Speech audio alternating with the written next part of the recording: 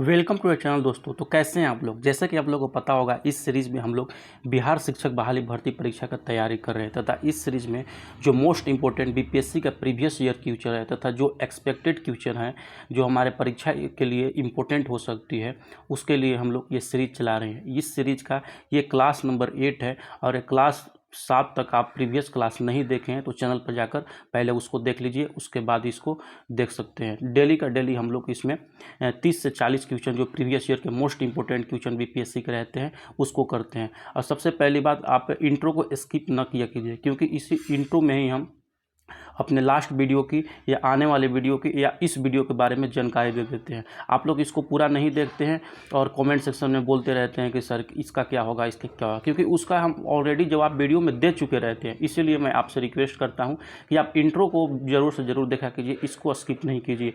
और तथा चैनल पर जो लास्ट वीडियो है हमने जो समरी का वीडियो था क्लास 5 का ईवीएस का, उसको अपलोड कर दिया गया है। अगर के उस वीडियो को आप लोग अभी तक नहीं देखें तो जल्दी से जल्दी जाकर देख ले, हम डिस्क्रिप्शन में भी उसका लिंक दे देंगे। आई होप कि आप बातें समझ गए। जैसे कि ये 8वां क्लास है मेरा हिस्ट्री का, जो बीपीएससी का प्रीवियस ईयर क्वेश्चन है, इसके 2 क्लास और अपलोडेड होंगे 9 और 10। इसके अपलोडिंग के बाद आपको कौन सा सब्जेक्ट चाहिए, या तो जियोग्राफी चाहिए या ईवीएस चाहिए या साइंस चाहिए, उसके लिए आप कमेंट कर सकते हैं। उसको हम लोग स्टार्ट करेंगे तथा एक बेहतरीन तरीके से प्रैक्टिस करेंगे।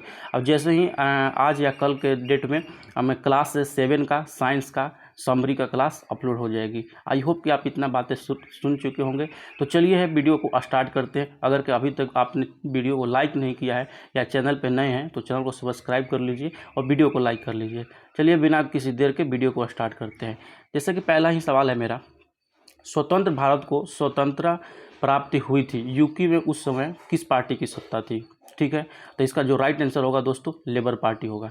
मैं सारा ऑप्शन नहीं पढ़ूंगा क्योंकि सारे ऑप्शन पढ़ने से आप लोगों को टाइम ज़्यादा लगेगा, उसका कोई तुक नहीं बनता है। ठीक है, नेक्स्ट सवाल है, भारत के स्वतंत्र होते समय इंग्लैंड के प्रधानमंत्री कौन थे। तो उसका जो राइट आंसर होगा दोस्तों क्लीमेंट एटली होगा। जैसे कि पता है आपका, जब भारत छोड़ो आंदोलन हो रहा था 1942 ईस्वी या प्रथम विश्व युद्ध जब हो रहा था, उस समय जो इंग्लैंड के प्रधानमंत्री कौन थे, विंस्टन चर्चिल थे। लेकिन यहाँ पे हमारा पूछ रहा है भारत के स्वतंत्रता होते समय यानी 1947 में कौन था इंग्लैंड के प्रधानमंत्री, तो वो थे मेरा क्लीमेंट एटली। आई होप कि इतना बात आप समझ गए होंगे। नेक्स्ट क्वेश्चन की तरफ बढ़ते हैं दोस्तों। नेक्स्ट क्वेश्चन मेरा है, लॉर्ड माउंटबेटन वायसराय के रूप में भारत आए, क्यों आए थे, उसके लिए बताते हैं। इसका राइट जो आंसर होगा मेरा ऑप्शन होगा ऑप्शन सी, जिन्ना की पाकिस्तान की मांग को स्वीकार करने की विशेष हिदायत के लिए। जैसे कि पता होगा क्रिप्स मिशन आते हैं, भारत को डोमिनियन स्टेट बनाने की बात लेकर आते हैं। तो डोमिनियन स्टेट तो हमको चाहिए नहीं था, हमको चाहिए था संपूर्ण स्वतंत्रता, तो उसको हम लोगों ने रिजेक्ट कर देते हैं। उसके बाद जो आता है वो एक इसके बाद जो आया था कैबिनेट मिशन आया था। कैबिनेट मिशन जो आया था 1946 ईस्वी में, वो भी तो लेकर स्वतंत्रता की बात आया था, लेकिन उसने जो पाकिस्तान की मांग था यानी भारत के विभाजन को अस्वीकार कर दिया था, उन्होंने वो नहीं माना था। उसके बाद जो आया था लॉर्ड माउंटबेटन आए भारत, और वो जो आए तो यानी कि जो पाकिस्तान का अलग देश बनने की मांग हो रही थी उसको वे स्वीकार करते हैं तथा आगे की कार्रवाई करते हैं। जो भारत का विभाजन होता है वो माउंटबेटन प्लान के अनुसार ही होता है। ठीक है, उसके बाद नेक्स्ट सवाल चलते हैं दोस्तों। नेक्स्ट सवाल क्या है, कौन सी योजना भारतीय स्वतंत्रता का आधार बनी। क्रिप्स योजना, वेवेल योजना या माउंटबेटन योजना या इनमें से कोई नहीं। तो राइट आंसर जो होगा मेरा माउंटबेटन योजना हो जाएगा। ठीक है, जल्दी जल्दी हम लोग सवाल करेंगे, जो भी इंपॉर्टेंट होगा उसको मैं डिस्कशन कर दूंगा। भारतीय स्वतंत्रता अधिनियम the Indian independence act British संसद द्वारा कब पारित किया गया। तो इसका जो राइट आंसर होगा दोस्तों जुलाई 1947 में। जैसे कि ये सवाल देख सकते हैं 2007-2012 में पूछा जा चुका है। नेक्स्ट सवाल है, भारतीयों को वर्ष 1947 में सार्वभौम सत्ता सौंपने की योजना निम्न में से किसने बनाई थी। डुरंड योजना, माउंटबेटन योजना, पार्लियामेंट योजना या वेवेल योजना। इसका राइट आंसर होगा, जो राइट आंसर मेरा हो जाएगा माउंटबेटन योजना। ठीक है, नेक्स्ट सवाल की तरफ चलते हैं। नेक्स्ट सवाल है मेरा, भारत के विभाजन से संबंधित माउंटबेटन योजना की सरकारी तौर पर घोषणा कब की गई थी। कब की गई थी ये सरकारी तौर पर घोषणा कही गई थी 10 जून 1947 को। ये थोड़ा सा मेरे को ये इसका डेट में हमको कन्फ्यूजन लग रहा है, मैं कमेंट सेक्शन में इसको पिन कर दूंगा, आपको टेंशन लेने की ज़रूरत नहीं है, ठीक है। नेक्स्ट सवाल की तरफ बढ़ते हैं। नेक्स्ट सवाल क्या है, भारत के विभाजन का बाल्कन प्लान किसके दिमाग की उपज थी? जो बाल्कन प्लान से भारत का विभाजन हुआ था वो मतलब आखिर था किसका प्लान? तो वो था माउंटबेटन के दिमाग की उपज थी, ठीक है। नेक्स्ट सवाल की तरफ देखते हैं। नेक्स्ट सवाल है मेरा दोस्तों, नेक्स्ट सवाल है 1947 में भारतीय राष्ट्रीय कांग्रेस देश के विभाजन के लिए मुख्य रूप से किस लिए मतलब क्यों सहमत हुई? क्योंकि स्टार्टिंग में तो भारतीय राष्ट्रीय कांग्रेस देश के विभाजन के खिलाफ थी, लेकिन बाद में आखिर ऐसा क्या हुआ कि वो सहमत हो गई? तो उसका जो मेन कारण था दोस्तों, मुस्लिम लीग द्वारा बड़े पैमाने पर संभावित दंगे का जो प्रयास किया जा रहा था। जैसे कि नोआखली जो दंगा हुआ था भारत के आज़ादी के समय, उसी तरह के बहुत सारे दंगे होने स्टार्ट हो गए थे देश में। उसी को देखते हुए भारतीय राष्ट्रीय कांग्रेस इस बात पर सहमत होती है कि चलो 2 राष्ट्र बना ही देते हैं, ठीक है। नेक्स्ट सवाल की तरफ देखते हैं। नेक्स्ट सवाल हो सकता है आपको पेपर में इस तरीका को देखने को मिले। इसमें क्या है कि पहले आपको एक कथन दे देगा, उसके बाद उसका कारण दे देगा और पूछेगा कि ये कार और 4 ऑप्शन दे देगा, बोल देगा कि ए सही है, आर गलत है, ए आर दोनों सही है, या ए का अच्छा सा विस्तार करता है, आर इसी तरह का। तो आप इस तरह टाइप के क्वेश्चन के लिए भी आपको रेडी होना पड़ेगा। जैसे कि हम ये सवाल को देखते हैं, कथन में दिया गया है मेरा, स्वतंत्र भारत में ब्रिटेन की प्रभुता बनी रही। यानी कि ये बात ये बोल रहा है कि जब भारत आज़ाद होता है 1947 में, तो उसके बाद भी ब्रिटेन का बात यहाँ पे भारत में लोग मानते थे। तो ये तो सरासर बिल्कुल गलत लग रहा है, क्योंकि जब भारत जैसे ही आज़ाद होता है, और हमको यही तो बात का डर था कि डोमिनियन स्टेट अगर के बनाया जाता तो ब्रिटेन आज भी हम पे हावी रहता, लेकिन हमको डोमिनियन स्टेट नहीं चाहिए था, हमको चाहिए था स्वतंत्र भारत। तो 1947 में जब भारत हमारा स्वतंत्र होता है, उस समय के बाद हमको इंग्लैंड से कुछ भी लेना देना नहीं था, ठीक है। तो यानी कि ये जो ऑप्शन है जिसका कथन दिया गया है बिल्कुल गलत दिया गया है। इसका कारण में देखते हैं दोस्तों, कारण क्या है, स्वतंत्र भारत के गवर्नर जनरल की नियुक्ति ब्रिटेन के प्रभुता संपन्न शासक ने की। ये तो बात सही है, जैसे ही उन्होंने सत्ता का हस्तांतरण किया उस समय जो गवर्नर जनरल थे जो नेक्स्ट भारत के, उसको सौंप दिए थे, ठीक है। तो ये मेरा ए सही हुआ, ए गलत हुआ, आर सही होगा। तो ऑप्शन में देखते हैं, ऑप्शन नंबर यहाँ पे डी देखिए, ए गलत है, आर सही है। ये तो मेरा राइट आंसर हो जाएगा। जैसे कि देख सकते हैं इसको IAS 1996 में पूछा गया सवाल है। नेक्स्ट सवाल की तरफ बढ़ते हैं दोस्तों। नेक्स्ट सवाल है मेरा, रेडक्लिफ समिति की नियुक्ति क्यों की गई थी? तो इसका जो राइट आंसर होगा, भारत और पाकिस्तान के बीच में जो सीमा का निर्धारण हुआ था उसके लिए रेडक्लिफ समिति के गठन किया गया था, ठीक है। अगर कि आपने लास्ट वीडियो का रिवीजन नहीं कर रहे हैं तो लास्ट वीडियो का रिवीजन जरूर से जरूर कर ले। जब भी आपको टाइम मिले लास्ट वीडियो लगाइए। अगर कि आपको पूरा वीडियो नहीं देखना है तो उसका स्पीड को 1.5 कर लीजिए या 2 कर लीजिए, लेकिन रिवीजन करते रहिए, बार बार वीडियो को देखते रहिए, जिससे कि सारा जो इंपॉर्टेंट क्वेश्चन है आपके दिमाग में सेट हुआ रहे। ऐसा नहीं कि एक बार आप वीडियो देख लिए और आपका काम हो गया। आपको ये क्वेश्चन का बस फाइनल डिसीजन ये है कि आपका ये क्वेश्चन याद होना चाहिए। आई होप कि आप समझ रहे हैं। अभी आपका एग्जाम में 2 महीना टाइम है, ऐसा ना कि अभी तो आपका क्वेश्चन याद हो गए और 2 महीने आते आते आप सारे क्वेश्चन भूल गए और एग्जाम में जाकर एग्जाम खराब कर दिए। ऐसा नहीं होना चाहिए, सारा क्वेश्चन का रिवीजन आप करते रहिए, ठीक है। भारत विभाजन के संदर्भ में 1947 में नियुक्ति सीमा आयोग की अध्यक्षता कौन थी? तो इसका जो राइट आंसर होगा, जो भारत विभाजन हुआ था भारत पाकिस्तान, तो उसका जो थे रेडक्लिफ थे, और जो भारत और चीन के बीच में हुआ है वो होगा मैकमोहन रेखा, ठीक है।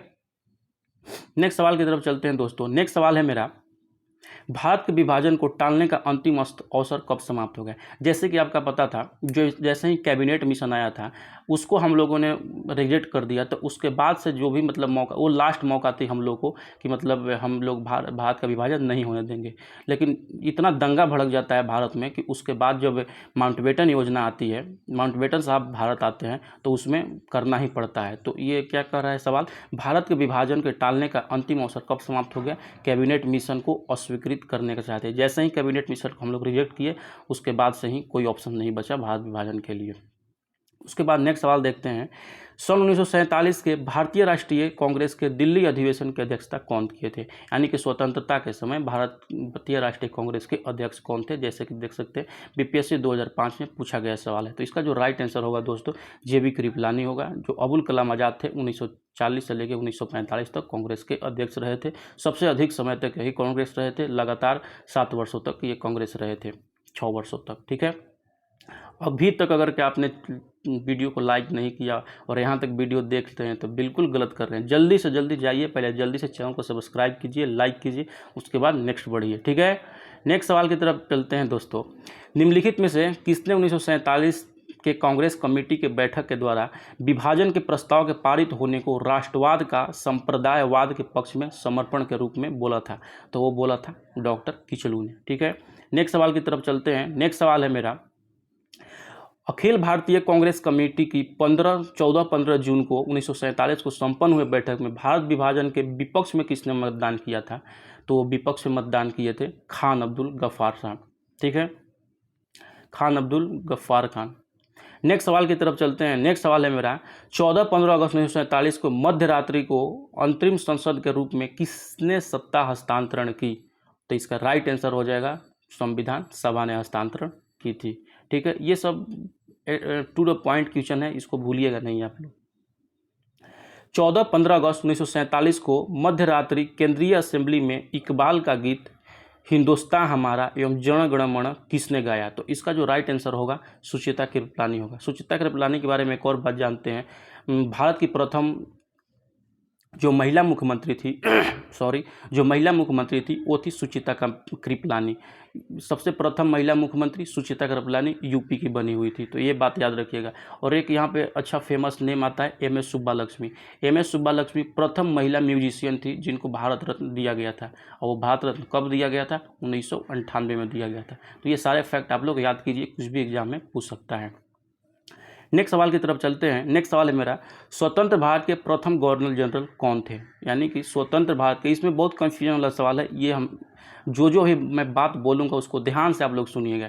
स्वतंत्र भारत के प्रथम गवर्नर जनरल कौन थे? लॉर्ड माउंटबेटन थे। स्वतंत्र भारत के जो अंतिम अंग्रेज गवर्नर जनरल कौन थे? वो लॉर्ड माउंटबेटन थे। स्वतंत्र भारत के प्रथम भारतीय जनरल कौन थे? सी राजगोपालाचारी थे। स्वतंत्र भारत के अंतिम भारतीय गवर्नर जनरल कौन थे? वो भी सी राजगोपालाचारी थे। आई होप कि जो मैंने बात बोला वो अच्छे ढंग से आप लोग सुने होंगे। आगे ये क्वेश्चन देखते हैं और अच्छे से क्लियर होगा। आगे क्वेश्चन है, देखिए ये क्वेश्चन कितनी बार पूछा गया है, ठीक है। स्वतंत्र भारत का अंतिम गवर्नर जनरल कौन था? यहाँ पे नहीं भारतीय लिखा है, नहीं अंग्रेज लिया है, तो समझ गए। तो यानी कि इसका जो अंतिम गवर्नर जनरल था, यानी कि जो अंतिम, पूरी तरह से अंतिम, तो पूरी तरह से अंतिम यानी कि भारतीय ही सबसे लास्ट में बना हुआ था। तो इसका जो राइट आंसर होगा दोस्तों सी राजगोपालाचारी था।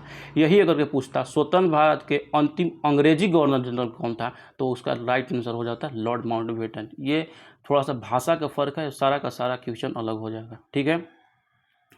उसके बाद हम चलते हैं नेक्स्ट सवाल की तरफ। नेक्स्ट सवाल मेरा क्या है, स्वतंत्र भारत के पहले भारतीय गवर्नर जनरल, जैसे कि यहाँ भारतीय लगा दिया तो यही पहले थे, यही अंतिम थे, यानी कि सी राजगोपालाचारी मेरा सही आंसर हो जाएगा, ठीक है। वीडियो को जल्दी से जल्दी लाइक करें, उसके बाद आगे बढ़ें।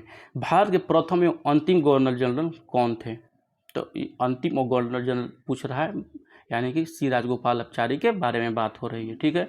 नेक्स्ट सवाल की तरफ बढ़ते हैं। नेक्स्ट सवाल है मेरा, भारत के विभाजन के समय भारतीय राष्ट्रीय कांग्रेस के अध्यक्ष कौन थे? भारत के विभाजन के समय यानी 1947 के समय कौन थे? तो वो थे JB कृपलानी। ये सब बातें याद रखिए। नेक्स्ट सवाल की तरफ चलते हैं। नेक्स्ट सवाल है मेरा, स्वतंत्र भारत के प्रथम विधि मंत्री कौन था? विधि यानी कि लॉ मैनेजमेंट। तो लॉ मैनेजर कौन हो सकता है? जो संविधान लिख दे भाई, उससे बड़ा कौन लॉ मैनेजर होगा? तो जो लॉ मिनिस्टर थे मेरा BR अम्बेडकर थे, ठीक है। ये सवाल 2 बार पूछा जा चुका है, मोस्ट इंपोर्टेंट सवाल है, याद रखिएगा। नेक्स्ट सवाल की तरफ बढ़ते हैं दोस्तों। नेक्स्ट सवाल है मेरा, संविधान को 26 जनवरी के दिन लागू करने का निर्णय क्यों लिया जाता है? क्योंकि कांग्रेस ने इस तिथि को 1930 में स्वतंत्रता दिवस के रूप में मनाया था। मैंने लास्ट वीडियो में अच्छे से इसके बारे में डिस्कशन कर दिया है, 1930 में कांग्रेस ने क्या किया था। यहाँ पे मैं डिस्कशन नहीं करूँगा, और लास्ट वीडियो नहीं देखें तो आप लोग जाकर उसको देख सकते हैं, समझ सकते हैं, ठीक है। उसके बाद नेक्स्ट सवाल है, भारतीय राष्ट्रवाद ब्रिटिश राज का संतान थी, यानी कि शिशु था। ये कथन किसने किया था? इसका जो राइट आंसर होगा R कॉपलैंड ने बोला था। ये चारों ऑप्शन को आप पढ़ लिया कीजिए, क्योंकि आप जब एग्जाम में बैठेंगे तो यही सेम टू सेम ऑप्शन रहेंगे, लेकिन आपका दिमाग में अगर सेट रहेगा R कॉपलैंड तो डायरेक्ट टिक करके आगे बढ़ सकते हैं। नेक्स्ट सवाल की तरफ बढ़ते हैं दोस्तों। नेक्स्ट सवाल है, निम्नलिखित में से किसने कहा था ब्रिटिश शासन की सबसे अधिक महत्वपूर्ण उपलब्धि भारत का एकीकरण था। इसका जो राइट आंसर होगा KM पणिक्कर हो जाएगा। ठीक, नेक्स्ट वीडियो की तरफ चलते हैं। नेक्स्ट वीडियो क्या है, भारतीय स्वतंत्रता के समय अंग्रेजी महाराजा कौन था, यानी कि इंग्लैंड का राजा कौन था। तो उस समय था ऑप्शन ए पंचम, जॉर्ज पंचम, जॉर्ज संठम, जॉर्ज संतम, कौन था। इसका जो राइट आंसर होगा जॉर्ज षष्ठम जो था इंग्लैंड का राजा था उस समय। ठीक है, नेक्स्ट सवाल की तरफ बढ़ते हैं। नेक्स्ट सवाल है मेरा, रेगुलेटिंग एक्ट पारित किया गया, कब पारित किया गया, 1973 में, 74 में, 85 में या 1793 में। तो ये जो पास किया गया दोस्तों वो रेगुलेटिंग एक्ट 1773 में पास किया गया था, तथा 1774 ईस्वी में पहली बार कोलकाता हाई कोर्ट की स्थापना होती है रेगुलेटिंग एक्ट 1773 के अंतर्गत। तथा कंपनी ने यहाँ पे एक रूल लागू करता है कि जो भी कंपनी के अंदर में बहुत सारे करप्शन थे, इस करप्शन को ख़त्म करने के लिए वहाँ पे राजा ने घोषणा करता है कि अब जो मद्रास और मुंबई प्रेसिडेंसी है वो भी अब कोलकाता प्रेसिडेंसी के अंदर में आएंगे, यानी कि मद्रास के गवर्नर जनरल और मुंबई के गवर्नर जनरल और बंगाल के गवर्नर जनरल कहलाए जाएंगे। तो यहाँ पर एक और सवाल पूछता है कि बंगाल का प्रथम गवर्नर जनरल कौन था। तो याद रखिएगा वारेन हेस्टिंग उसका पहले गवर्नर जनरल था बंगाल के। ठीक है, नेक्स्ट सवाल की तरफ चढ़ते हैं। नेक्स्ट सवाल है मेरा, कलकत्ता में सुप्रीम कोर्ट भारत वर्ष में प्रथम बार किस अधिनियम द्वारा बनाई गई। तो अभी जैसे कि आप लोग बताया 1773 का अधिनियम के द्वारा बनाया गया था 1774 ईस्वी में। तो यहाँ पे क्या है, पिट्स इंडिया एक्ट नहीं, 1909 नहीं, 1919 नहीं, 1858 नहीं। इसका जो राइट आंसर होगा इनमें से कोई नहीं हो जाएगा, आपका 1773 के रेगुलेटिंग एक्ट के द्वारा बनाया गया था। उसके बाद नेक्स्ट सवाल की तरफ बढ़ते हैं दोस्तों। नेक्स्ट सवाल है मेरा, भारतीय व्यापार में ईस्ट इंडिया कंपनी का एकाधिकार कब समाप्त हो गया। 1793 में, 1803 में, 1833 में, 1813 में। तो इसका जो राइट आंसर हो जाएगा दोस्तों 1813 ईस्वी में हो जाएगा। एकाधिकार का मतलब हुआ कि पहले कंपनी के पास एकाधिकार थी कि भारत के साथ जो बिजनेस होता था केवल ईस्ट इंडिया ही कंपनी कर सकता था, लेकिन इसके चलते वहाँ पे इंग्लैंड में बहुत ज़्यादा असंतोष फैल जाती है और वहाँ का सत्ता गिरने लगता है। तो उसके बाद कंपनी के वहाँ का जो राजा थे, प्रधानमंत्री थे, वो घोषणा करते हैं कि अब मैं इस एकाधिकार को ख़त्म करते हैं। लेकिन एक एकाधिकार जो था वो चाय था और चीनी था, कि चाय और चीनी पर अभी भी केवल और केवल ईस्ट इंडिया कंपनी ही बिजनेस कर सकती थी, दूसरा आदमी नहीं कर सकती थी। लेकिन इसके छोड़कर बाकी जो मसाला वगैरह था उसमें आम आदमी भी बिजनेस कर सकता था। तो वही बोल रहा है कंपनी का एकाधिकार का। तो कब किया गया था, 1813 में। आई होप कि ये बातें आप लोग समझ गए होंगे। आपका कैसा लगा वीडियो, इसका फीडबैक ज़रूर से ज़रूर दें तथा आने वाले वीडियो का आप लोग इंतज़ार करें। अगर चैनल पर नए हैं तो सब्सक्राइब कर लो दोस्त, सब्सक्राइब करने में क्या ही हो जाता है। ठीक है, मिलते हैं, पढ़ते रहिए, मुस्कुराते रहिए नेक्स्ट वीडियो में। Bye bye.